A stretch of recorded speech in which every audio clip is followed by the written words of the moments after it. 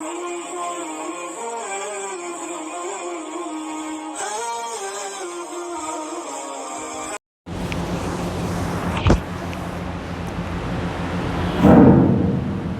علیکم۔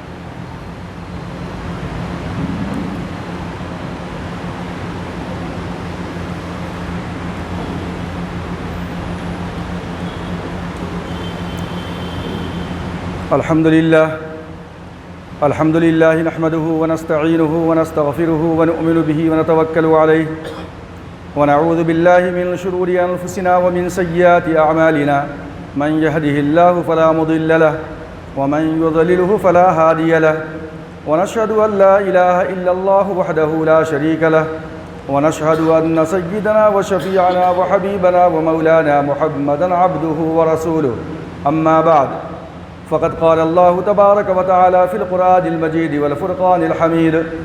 أعوذ بالله من الشيطان الرجيم بسم الله الرحمن الرحيم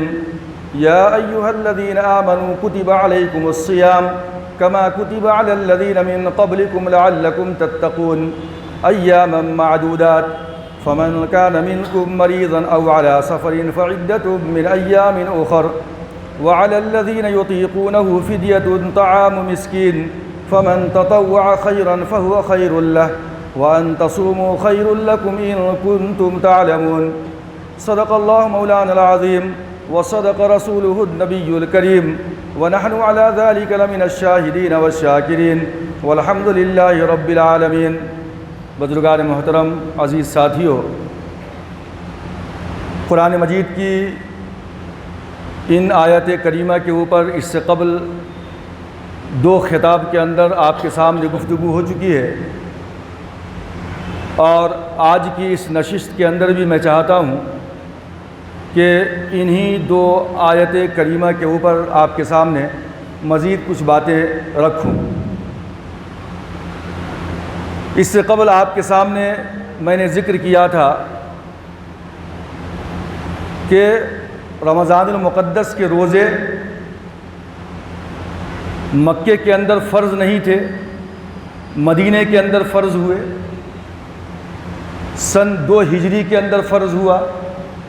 یعنی اللہ کے رسول جب مکے سے مدینہ مائیگریٹ ہو کے تشریف لائے تو 1 سال چھوڑ کر دوسرے سال میں رمضان المقدس کا روزہ فرض ہوا۔ یہ بھی آپ کے سامنے بات آ چکی ہے کہ رمضان کا پورا مہینے کا روزہ ایک ہی ساتھ فرض نہیں ہوا، بلکہ تدریجاً آہستہ آہستہ تقریباً 3 احوال اس کے اوپر پیش آئے۔ پہلے اللہ کے رسول نے ہر مہینے کی 13، 14، 15 تاریخوں کو روزہ رکھنے کا حکم دیا۔ پھر اس کے بعد اللہ تبارک و تعالیٰ نے رمضان کے روزے کو فرض کیا۔ اس کے بعد پھر رمضان کے روزے کے اندر یہ سہولت حاصل تھی، جیسے کہ میں نے ابھی آیت پڑھی تھی وَعَلَى الَّذِينَ يُطِيقُونَهُ فِدْيَةٌ طَعَامُ مِسْكِينٍ، کہ اس شخص کے اوپر جو طاقت و قوت رکھتا ہے روزہ رکھنے کی، اللہ نے چھوٹ دے رکھی تھی کہ اگر روزہ نہیں رکھنا چاہتے ہو تو کیا کرو، ایک روزے کے بدلے میں ایک مسکین کو 2 وقت کا کھانا کھلا دو، تو یہ کافی تھا۔ اور وَأَن تَصُومُوا خَيْرٌ لَكُمْ إِن كُنتُمْ تَعْلَمُونَ، اگر روزہ بھی رکھتے ہو، فدیہ بھی دیتے ہو، اچھی بات ہے اور اچھی بات ہے، اور اگر فدیہ چھوڑ کر کے روزہ رکھنے کو ترجیح دیتے ہو تو روزہ رکھنا یہ فدیہ دینے سے زیادہ بہتر ہے۔ وَأَن تَصُومُوا خَيْرٌ لَكُمْ إِن كُنتُمْ تَعْلَمُونَ، یہ باتیں آپ کے سامنے پہلے میں عرض کر چکا ہوں۔ آج جو مجھے کہنا ہے کہ میں نے کہا تھا کہ مکے کے اندر اہل مکہ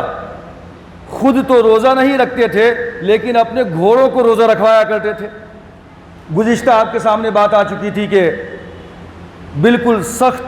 تیز شدت کی دھوپ کے اندر اپنے چہرے پہ ایک ڈھاٹا باندھ لیتے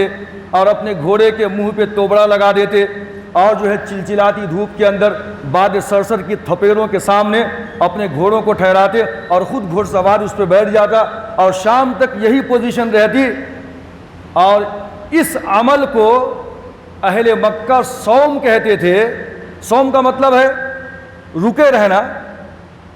کچھ خاص چیزوں سے، خاص وقت کے لیے، خاص شرائط کے ساتھ، یہی صوم ہے، یہی روزہ ہے۔ کھانا پینا، اپنی بیویوں کے قریب نہیں جانا، انہی چیزوں سے رکے رہنے کا ہم روزہ، یہی صوم ہے، اور جو یہ عمل کرتا ہے وہ صائم کہلاتا ہے۔ تو اہل عرب کیا کرتے تھے کہ اس عمل کو صوم کہتے تھے، اور جو گھوڑا یہ کام کیا کرتا تھا وہ گھوڑے کو صائم کہا کرتے تھے۔ اللہ تبارک و تعالیٰ نے مدینے کے اندر آنے کے بعد مسلمانوں کے اوپر روزے کو فرض کیا، اور یہ بتلایا اور یہ کہا کہ اہل مکہ اپنے گھوڑوں کو روزہ رکھوایا کرتے تھے، اور مقصد کیا تھا؟ تاکہ اگر ایک قبیلے کا دوسرے قبیلے کے ساتھ مڈبھیڑ ہو جائے، ٹکراؤ ہو جائے، تو اس وقت گھوڑا بھوک اور پیاس کی شدت کو برداشت کر سکے، اور وہ اپنے رخ کو جس طرف جو ہے اس کا مالک شہ سوار گھوڑ سوار اپنے گھوڑے کے رخ کو موڑنا چاہے، وہ آسانی کے ساتھ ادھر سے ادھر اپنے رخ کو، اپنے مومنٹ کو تبدیل کر سکے، بھوک اور پیاس کی شدت کو گھوڑا برداشت کر سکے، تاکہ شہ سوار کی جان امن اور محفوظ رہے، مامون اور محفوظ رہے۔ یہ مقصد تھا گھوڑے کو روزہ رکھوانے کا۔ اب اللہ تبارک و تعالیٰ نے مسلمانوں سے کہا کہ اے مسلمانوں، تم پہ روزہ فرض کیا گیا ہے، جیسے کہ پچھلی امتوں کے اوپر روزہ فرض کیا گیا تھا، وہاں گھوڑے کو روزہ رکھوانے کا مقصد تھا بھوک اور پیاس کی شدت کو گھوڑا میدان جنگ کے اندر برداشت کر سکے۔ اے مسلمانوں، اب تمہیں روزہ رکھنے کا حکم دیا جاتا ہے، اور مقصد کیا ہے؟ لعلکم تتقون، تاکہ تمہارے اندر تقوی کی صفت پیدا ہو جائے۔ اب یہ تقوی کیا ہے؟ سمپل وے میں سیدنا عمر ابن خطاب رضی اللہ تعالی عنہ نے ایک صحابی رسول مشہور حضرت ابی بن کعب رضی اللہ تعالی عنہ سے سوال کیا کہ او ابی بن کعب، مجھے ذرا تقوی کا مفہوم سمجھائیے کہ تقوی کیا چیز ہے۔ ابی بن کعب نے سوال کیا، او عمر اما سلکت طریقا ذا شوک، او عمر کیا کبھی تمہارا گزر کسی کانٹے دار جھاڑیوں کے اندر سے ہوا ہے؟ حضرت عمر نے فرمایا کیوں نہیں، ہوا ہے۔ تو پھر حضرت ابی بن کعب نے پوچھا فما عملتا، او عمر جب دو جو ہے راستے سے تمہارا گزر ہوا، دو طرف جھاڑیاں ہیں کانٹے کی، تو اس وقت تم کیسے سفر کرتے ہو وہاں پہ؟ تو عمر فاروق نے کہا کہ شمرت واجتہدت۔ ابی بن کعب، میرا گزر جب جب دو طرف کانٹے ہو اور بیچ میں راستہ ہو، اور وہ کانٹے دار جھاڑیوں کے درمیان سے جب جب بھی میرا گزر ہوا، شمرت واجتہدت، میں نے اپنے دامن کو سمیٹ کر بچا کر میں جو ہے دونوں جھاڑیوں کے بیچ سے نکل گیا کہ کہیں کانٹے دار جھاڑیاں میرے کپڑے میں نہ اٹک جائے، میرا کپڑا نہ پھٹ جائے۔ حضرت ابی بن کعب نے فرمایا فذالک التقوی، بس یہی تقوی ہے، اسی کا نام تقوی ہے کہ اس دنیاوی زندگی کے اندر بندہ ہر طرح کی برائیوں سے، ہر طرح کی ناجائز خواہشات سے بچ کر نکل جائے، یہ تقوی ہے۔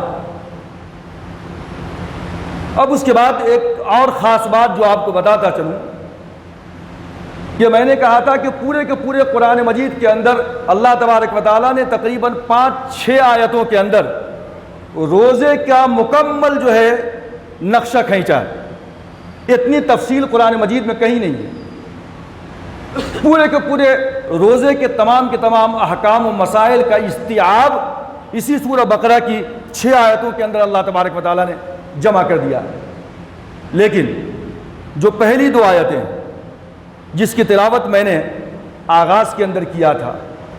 یہ دونوں کے دونوں پہلی آیتیں غزوہ بدر سے پہلے نازل ہوئی ہیں، اور اس کے بعد جو تیسری آیت شروع ہو رہی ہے جس کے اندر شہر رمضان الذی انزل فیہ القرآن، رمضان کا مہینہ وہ مہینہ ہے جس میں قرآن کا نزول ہوا، ھدی للناس وبینات من الھدی والفرقان فمن شہد منکم الشہر فلیصمہ۔ اب یہاں پہ روزے کی تیسری کیفیت بیان ہو رہی ہے کہ اب جو کوئی روزے کو پالے، مہینے کو روزے کے، اس کے لیے روزے کے بدلے میں فدیہ دینے کی اجازت نہیں ہے، اس کو روزہ رکھنا مست ہے، الا یہ کہ وہ بہت ہی شیخ فانی ہے، بیمار ہے، بہت بوڑھا ہے، بہت ضعیف ہے، ایسا بیمار کہ اس کو جو ہے صحت یابی کی امید نہیں، تو پرانا قانون اب بھی باقی رہے گا کہ بیمار ہو اور بہت ہی زیادہ جو ہے بوڑھے ہو، روزہ رکھنے کی طاقت و قوت نہیں ہے، اللہ اجازت دیتا ہے کہ تمہارے ایک روزے کے بدلے میں بطور فدیہ کے ایک مسکین کو 2 وقت کا کھانا کھلا دو، یہ تمہارے روزے کا کفارہ ادا ہو جائے گا۔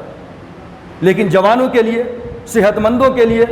مسافر نہیں ہے، مقیم ہے، تو ان کے لیے فمن شہد منکم الشہر فلیصم،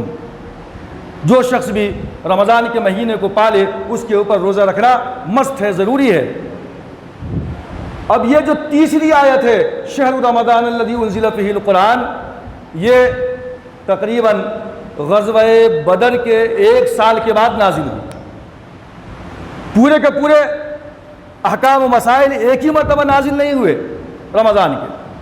اب میں اس بات کی طرف آپ کو لے کر جانا چاہتا ہوں کہ ان 6 آیتوں کے بعد پروردگار عالم نے قرآن مجید کے اندر سورہ بقرہ میں جن آیات کو لایا ہے، نازل کیا ہے، ان آیات کا تعلق میدان جنگ سے ہے، جہاد سے ہے، قتال سے ہے، کہ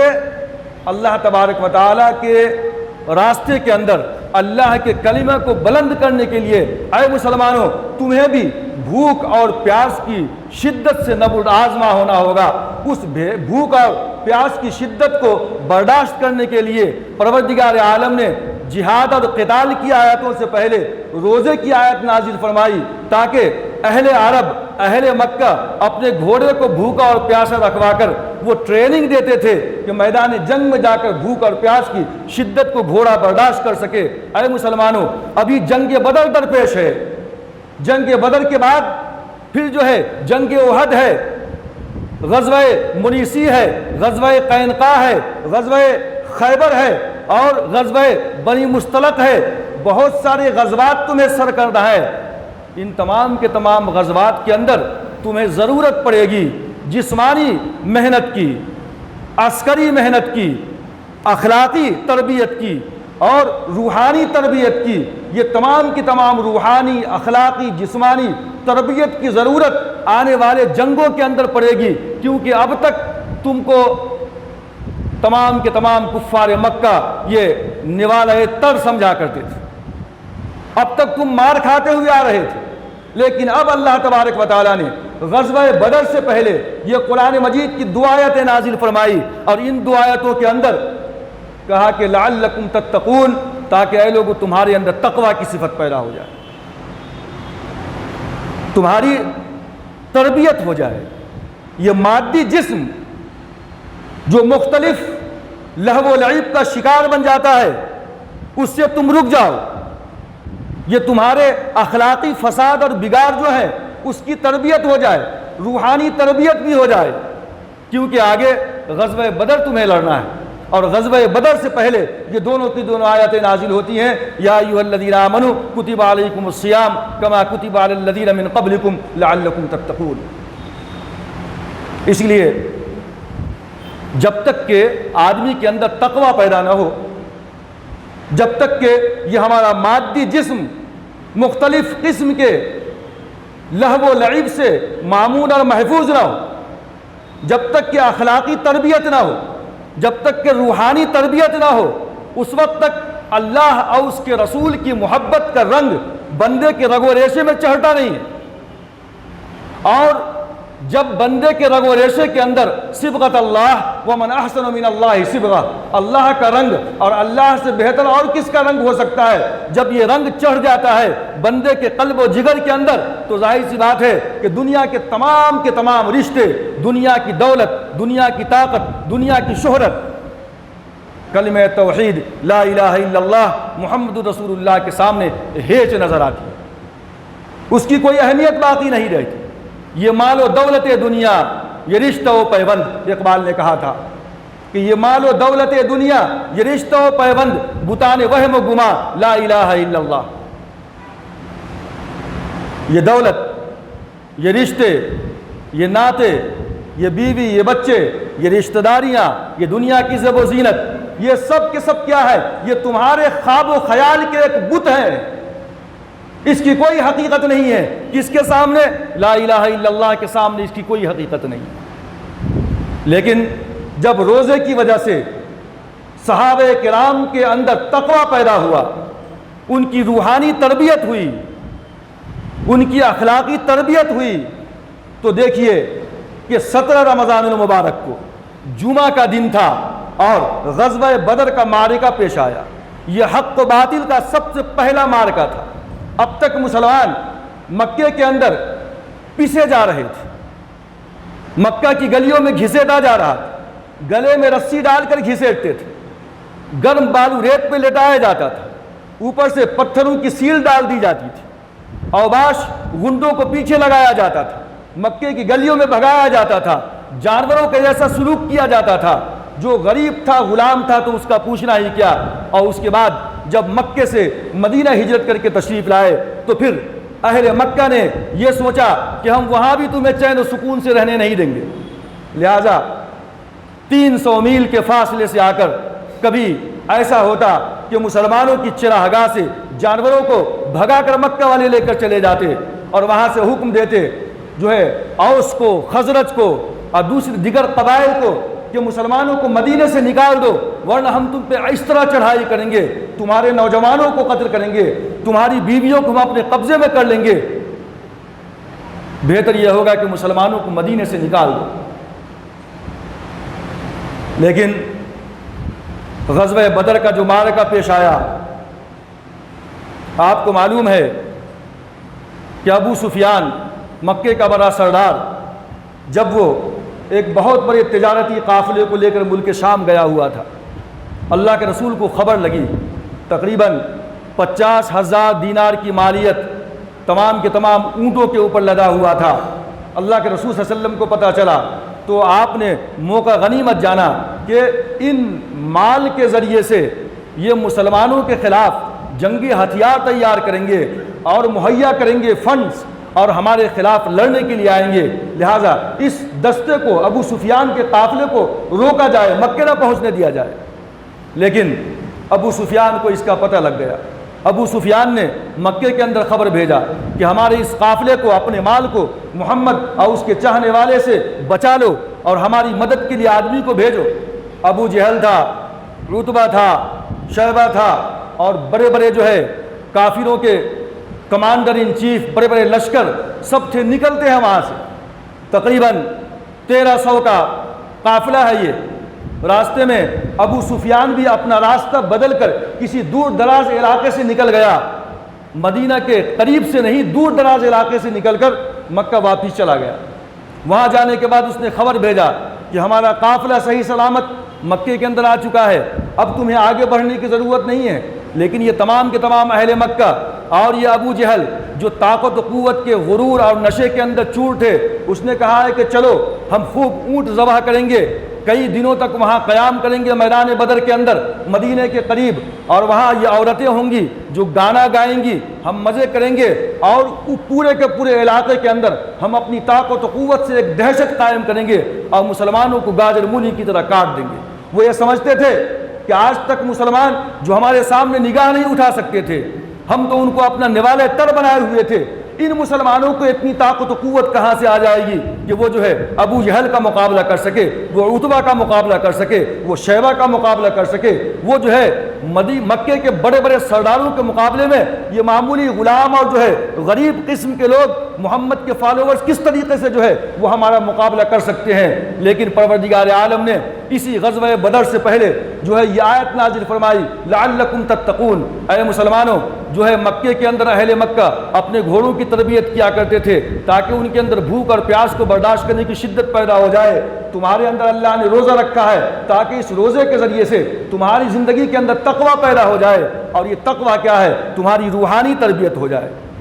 تمہاری جسمانی تربیت بھی ہو، تمہاری اخلاقی تربیت بھی ہو، یعنی اللہ کا رنگ اور محمد کی محبت کا رنگ اس قدر رچ اور بس جائے کہ تم جو ہے اپنی جان عزیز کو اللہ کے حکم کے سامنے اور رسول کے حکم کے سامنے ہر دم قربان کرنے کے لیے تیار رہو۔ میدان بدر میں جانا ہے، کافروں کا 1000 کا لشکر ہے اور یہاں پہ صرف 313 ہے۔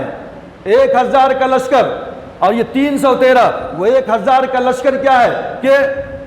نفسیاتی طور پہ یہ وہی لوگ تھے مکہ کے کہ جو آئے دن مسلمانوں کو مارتے تھے، ستاتے تھے، ان کی کوئی وقت کوئی اہمیت نہیں تھی۔ اب یہ ان کے سامنے کھڑے ہو کر ان کو لڑنا ہے۔ اللہ تبارک و تعالیٰ نے ان کی تربیت کی۔ قرآن مجید نے کہا کہ وَكَأَيٍّ مِّن نَّبِيٍّ قَاتَلَ مَعَهُ رِبِّيُّونَ كَثِيرٌ فَمَا وَهَنُوا لِمَا أَصَابَهُمْ فِي سَبِيلِ اللَّهِ وَمَا ضَعُفُوا وَمَا اسْتَكَانُوا وَاللَّهُ يُحِبُّ الصَّابِرِينَ، کہ بہت سارے ایسے ربیون اللہ والے اللہ کے نبی کے ساتھ مل کر لڑے، لیکن ان لڑائی کے اندر اللہ کے کلمہ کو بلند کے لیے جو ان کو تکلیف پہنچی ہے، فما وہنوا، وہ کبھی پست ہمت نہیں ہوئے، لما اصابہم فی سبیل اللہ وما ضعفوا، نہ وہ کمزور ہوئے، وما استکانوا، نہ ان کے اندر کبھی بزدلی آئی۔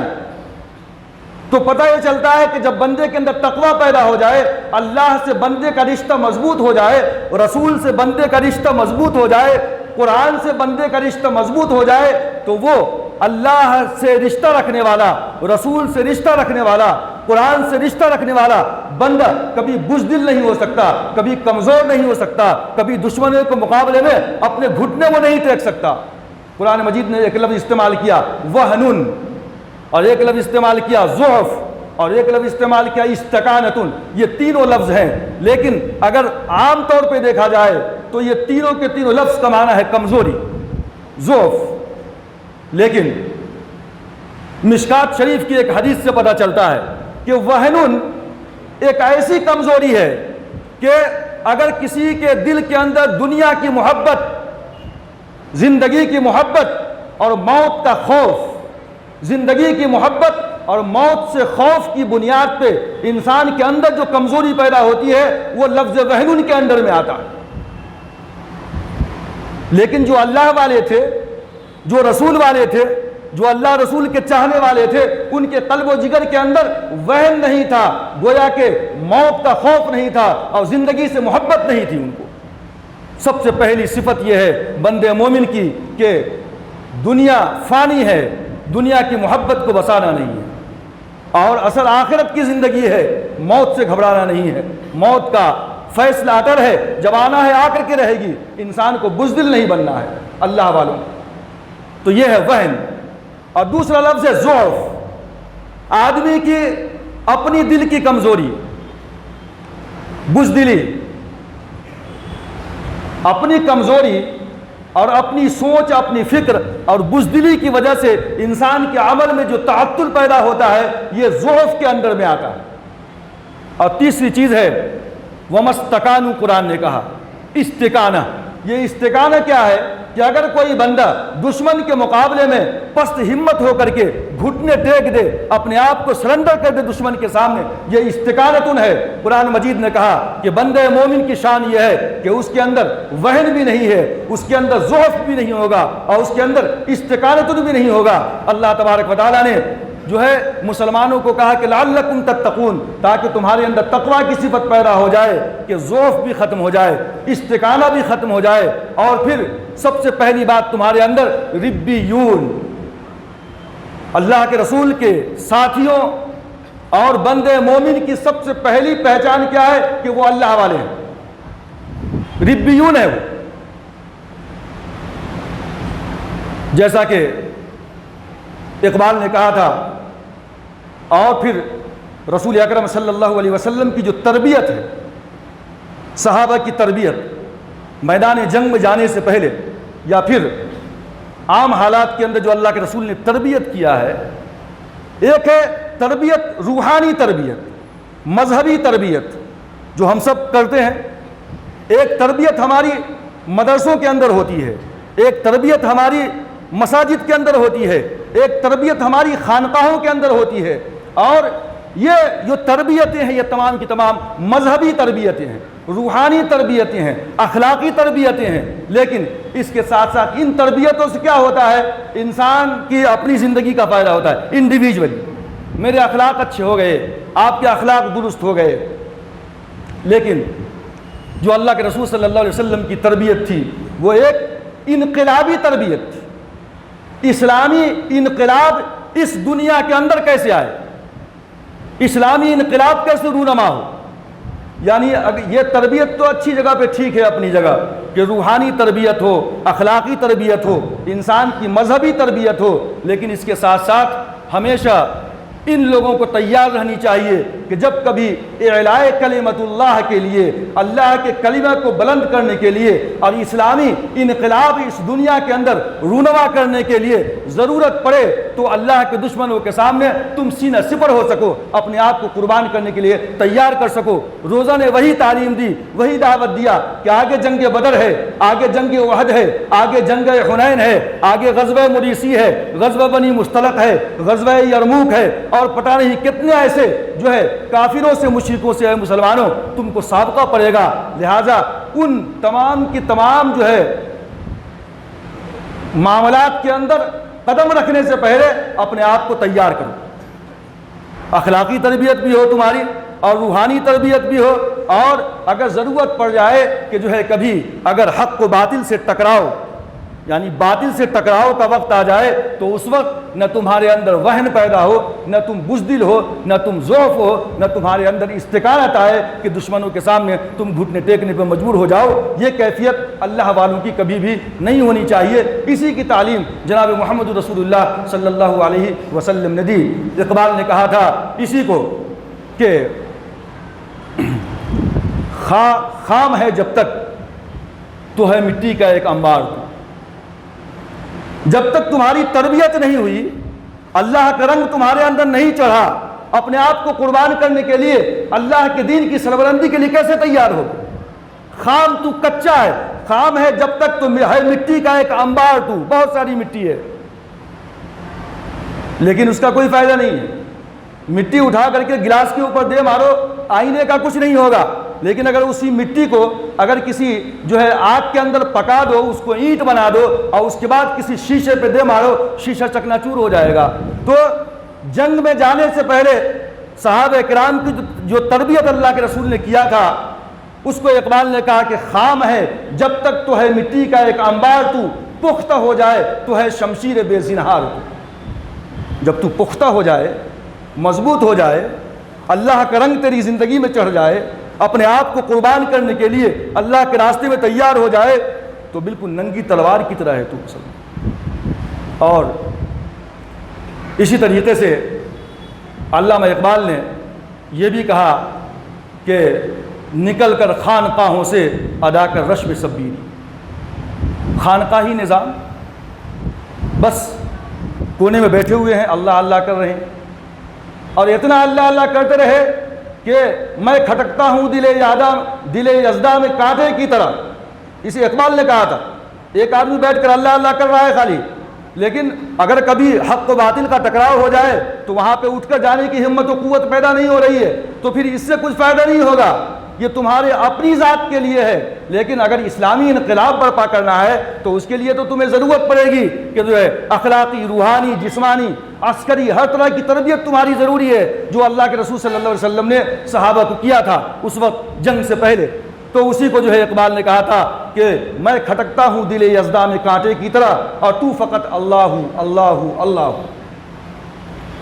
اللہ اللہ بھی کرو، اور اس کے ساتھ ساتھ ہمیشہ تیار رہو اپنے آپ کو کہ اگر ضرورت پڑے تو میں اپنے آپ کو اللہ کے راستے میں قربان کرنے کے لیے تیار ہوں۔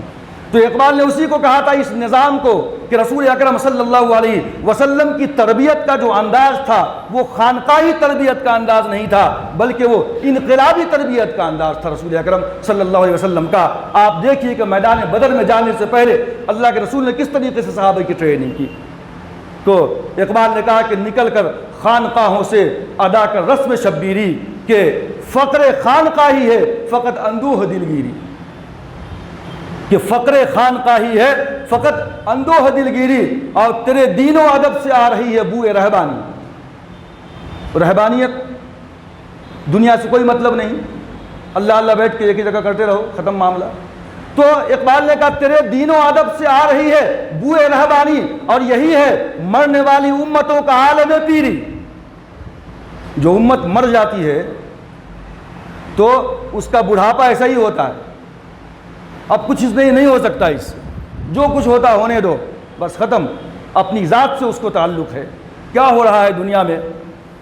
اس سے کوئی مطلب نہیں ہے اس کو۔ اور آگے کہا کہ شیاطین ملوکیت کی آنکھوں میں ہے وہ جادو، یہ جو بادشاہی نظام، یہ جو باطل کا نظام ہے نا، بڑی چمک دمک ہے اس کے اندر، شکار کرنے والا خود شکار ہو جاتا ہے۔ تو اقبال کہتے ہیں کہ شیاطین ملوکیت کی آنکھوں میں ہے وہ جادو کہ خود نخچیر کے دل میں ہو پیدا ذوق نخچیری، شکار خود یہ چاہتا ہے کہ میں خود شکار بن جاؤں، باطل نظام کا میں خود اعلی کار بن جاؤں، وہ باطل کو مٹانا چاہتا ہے، لیکن باطل کی چمک دمک کو دیکھ کر کے یہ جو ہے باطل کو مٹانے والا، باطل سے ٹکرانے والا خود اپنے آپ کو اسی کے حوالے کرنے کے لیے تیار ہو جاتا ہے۔ اللہ کے رسول صلی اللہ علیہ وسلم کی جو تربیت تھی وہ کیا تھی؟ قرآن مجید نے کہا کہ صحابہ کرام جو میدان جنگ کے اندر گئے ہیں اور انہوں نے اللہ کے دین کو جو سربلند کیا ہے اور روزے کے جو فوائد ان کی زندگی میں آئے ہیں، ان کے اندر تقویٰ، روحانی اور اخلاقی تربیت جو ان کی ہوئی ہے وہ کیسی ہوئی ہے؟ جنگ بدر سے پہلے رمضان کے روزے فرض ہوتے ہیں اور مسلمانوں کی تربیت ہوتی ہے، اور اس کے بعد اللہ تبارک و تعالیٰ نے قرآن مجید میں کہا کہ اشداء علی الکفار، اگر باطل نظام کو فالو کرنے والے کافر ہیں اور ان باطل نظام کے اندر اپنا بیٹا بھی ہے، اپنا چچا بھی ہے، اپنا رشتہ دار بھی ہے، تو ان پہ بڑے سخت ہیں۔ یہ اشداء علی الکفار کتنے سخت ہیں؟ اب آپ چلے میدان بدر کے اندر کہ ایک طرف نبی اکرم صلی اللہ علیہ وسلم کی ذات گرامی ہے اور دوسری طرف کفار کی فوج کے اندر اللہ کے رسول کے چچا، چہیتے چچا حضرت عباس رضی اللہ تعالیٰ عنہ جو ایمان نہیں لائے ہیں، بھتیجے کے مقابلے میں کھڑے ہیں۔ ایک طرف حضرت عمر ابن خطاب ہیں مسلمانوں کی فوج میں، اور کافروں کی فوج میں ان کا بھانجا موجود ہے۔ ایک طرف کافروں کا سپہ سالار عتبہ بن ربیعہ موجود ہے، اور دوسری طرف مسلمانوں کی فوج میں عتبہ بن ربیعہ کا بیٹا ابو حذیفہ بن ربیعہ موجود ہے۔ ایک طرف نبی آخر الزماں کی ذات گرامی ہے، اور سامنے دیکھیے قسمت کا کیا فیصلہ ہے کہ سامنے اللہ کے رسول کی سب سے بڑی بیٹی حضرت زینب رضی اللہ تعالی عنہا کے شوہر حضرت ابو العاص سامنے کافروں کی جانب سے موجود کھڑے ہیں۔ یہ وہی ابو العاص ہیں جو حضرت خدیجہ الکبریٰ کی بہن کے لڑکے ہیں، یعنی سالی کے لڑکے بھی ہیں اللہ کے رسول کے، اور داماد بھی سامنے موجود ہے۔ ادھر ابو بکر صدیق رضی اللہ تعالیٰ عنہ کی ذات گرامی ہے میدان بدر کے اندر، اور سامنے عبد الرحمن ابن ابی بکر موجود ہے۔ کیا کیفیت ہے؟ سب گرفتار ہو کے آتے ہیں، عباس بھی، ابو العاص بھی، اور اس کے بعد جب حضرت عباس کے کرراہنے کی آواز آتی ہے رات کے اندر، تو کسی صحابی نے کہا کہ اللہ کے رسول آپ کے چچا ذرا سختی سے کررا رہے ہیں، درد سے ان کو سخت ٹائٹ باندھ دیا گیا ہے، میں آپ کہیں تو میں ان کی رسی ڈھیلی کر دوں۔ اللہ کے رسول نے فرمایا اگر عباس کی رسی ڈھیلی کرتے ہو تو دوسرے جو ملزمین ہیں ان کی رسیوں کو بھی ڈھیلا کرنا پڑے گا، لہٰذا سب کی رسیاں ڈھیلی کر دو۔ یہ ہے رحمت، یہ ہے انصاف، یہ ہے انصاف کا تقاضا۔ تو اب اشداء علی الکفار کہ وہ جو ہے کافروں پہ بڑے سخت تھے۔ حضرت عبد الرحمن ابن ابی بکر بعد میں ایمان قبول کر کے آتے ہیں، تو اپنے ابو جان حضرت ابو بکر صدیق رضی اللہ تعالیٰ نے اسے کہتے ہیں کہ ابو جان غزوہ بدر کے اندر کئی مرتبہ آپ میری تلوار کی زد میں آ گئے تھے، لیکن باپ کی محبت اور باپ کے رشتے نے میری تلوار کو روک لیا، ورنہ میں آپ کا سر قلم کر دیتا۔ قربان جائیے ابو بکر کی اس محبت کے اوپر کہ دین کے لیے رسول کی محبت اور اللہ سے محبت کیا تھی۔ ابو بکر کہتے ہیں خدا کی قسم ہے میرے بیٹے، تو باطل کے لیے لڑ رہا تھا اس لیے تیری تلوار رک گئی، تو باطل کے لیے لڑ رہا تھا اس لیے تیری تلوار رک گئی، اور میں حق کے لیے لڑ رہا تھا۔ خدا کی قسم اگر ابو بکر کی تلوار کے نیچے اس کے بیٹے عبد الرحمن ابن بکر کی گردن آ جاتی تو میں کبھی بھی تجھے نہیں معاف کرتا۔ یہ تھا صحابہ کی شان، یہ تھی وہ تربیت کہ اللہ کے رسول سے، اللہ کے دین سے اور قرآن سے جو محبت تھی، اس محبت کے سامنے، لا الہ الا اللہ محمد رسول اللہ کے سامنے دنیا کی تمام محبتیں ہیچ تھیں، اس کی کوئی اہمیت، کوئی وقت، کوئی ویلیو نہیں تھی۔ یہ مال و دولت دنیا، یہ رشتہ و پیوند، بتان وہم و گما، لا الہ الا اللہ۔ رحماء بینہم، آپس میں بڑے رحیم تھے، کفار پہ بڑے سخت تھے، آپس میں بڑے رحیم تھے۔ اقبال کہتے ہیں ہو حلقہ یارا تو بریشم کی طرح نرم۔ اگر دوست و احباب ہوں، ساتھی ہوں تو بریشم کی طرح نرم، ہو حلقہ یارا تو بریشم کی طرح نرم، رزم حق و باطل ہو تو فولاد ہے مومن۔ اگر حق اور باطل کا مارکا ہو جائے تو مومن فولاد بن جاتا ہے، لیکن اگر دوستوں کی محفل ہو اور آپس میں مسلمان ایک دوسرے کے ساتھ بیٹھے ہوئے ہو تو یہ آپس میں ریشم کی طرح نرم ہے۔ یہ تربیت تھی صحابہ کی، یہ اخلاق تھے ان کے، اور یہ وہ نمونہ ہے جو ہم سب کو آج اپنی زندگی میں اپنانے کی ضرورت ہے کہ ہم آپس میں کس طریقے سے ریشم کی طرح نرم ہو کر کے آپس میں زندگی گزاریں۔ رحماء بینہم، اور آگے قرآن نے کہا تراہم رکعا سجدا یبتغون فضلا من اللہ ورضوانا۔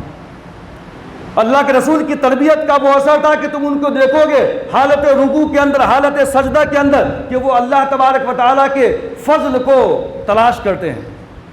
اور اللہ کی خوشنودی کو تلاش کرتے ہیں۔ حالت نماز ہے، یعنی حالت جنگ ہے تو بھی نماز چل رہی ہے، نماز کا وقت آ گیا، نماز رکتی نہیں ہے۔ تیر آ جائے، تلوار آ جائے، دشمن کا حملہ ہو جائے، کچھ لوگ لڑ رہے ہیں اور کچھ لوگ نماز پڑھ رہے ہیں۔ اقبال نے اسی کو کہا تھا کہ آ گیا عین لڑائی میں اگر وقت نماز، آ گیا عین لڑائی میں اگر وقت نماز، قبلہ رو ہو کے زمیں بوس ہوئی قوم حجاز۔ لڑائی کے وقت بھی نماز کا وقت آ جاتا تو سجدہ ریز ہو جایا کرتے تھے، وہ سجدہ کہ جس سے روح زمیں کانپ جاتی تھی، وہ سجدہ کہ جس سے روح زمیں کانپ جاتی تھی، اسی کو آج ترستے ہیں منبر و محراب۔ یہ وہ صحابہ کرام کے سجدے تھے، اور آج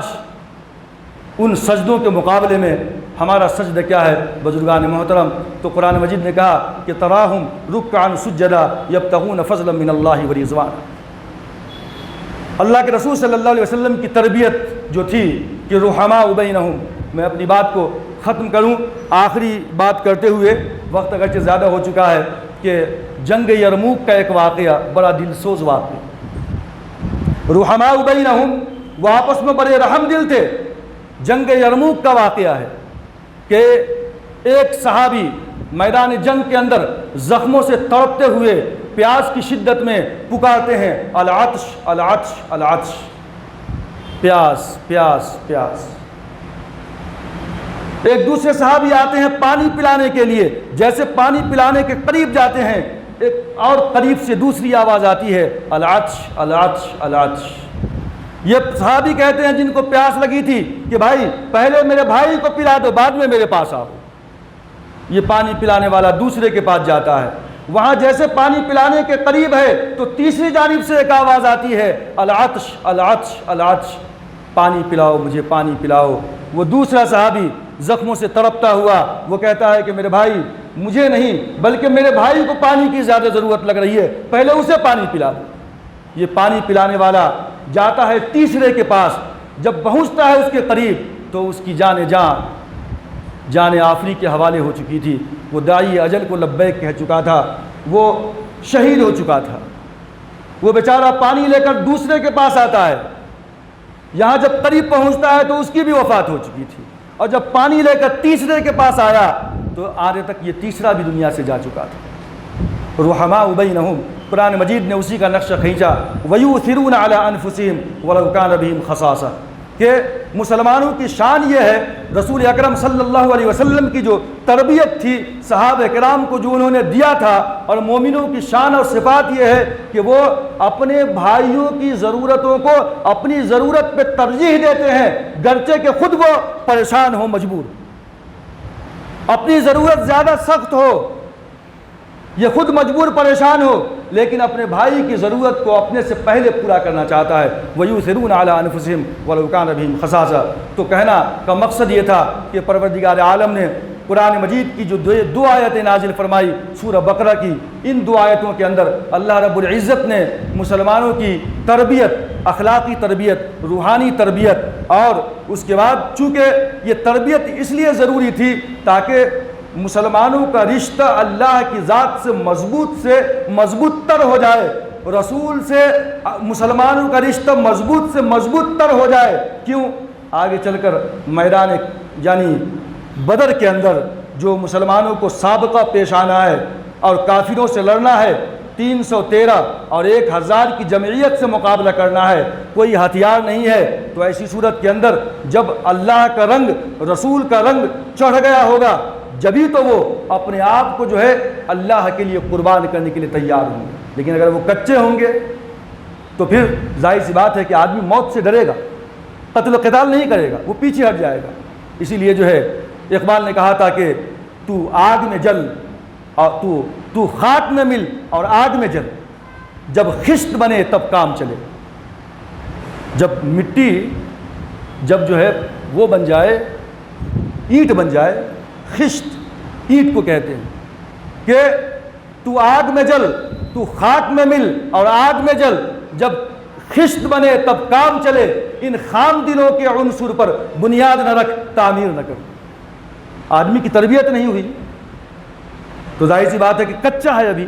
اور یہ کچا پکا رہے گا تو میدان جنگ میں جا کر دشمنوں سے مقابلہ صحیح نہیں کر پائے گا۔ پروردگار عالم نے رمضان کے روزے کو غزوہ بدر سے پہلے فرض کیا تاکہ مسلمانوں کی یہ روحانی اور اخلاقی اور جسمانی تربیت ہو جائے، تاکہ میدان آنے والے جتنے بھی جو ہے جہاد آ رہے ہیں ان کے اندر مسلمان آسانی کے ساتھ اپنے آپ کو اعلاء کلمت اللہ کی سربلندی کے لیے اپنے آپ کو مٹانے کے لیے تیار رہے۔ اللہ تبارک و تعالیٰ سے دعا ہے کہ اللہ تبارک و تعالیٰ روزے کے جو مقاصد ہیں اور اس کی جو فوائد ہیں، اللہ ہم سب کو جو ہے اس کے اندر بھرپور حصہ عنایت فرمائے۔ آمین۔ وآخر الدعوانا ان الحمد للہ رب العالمین۔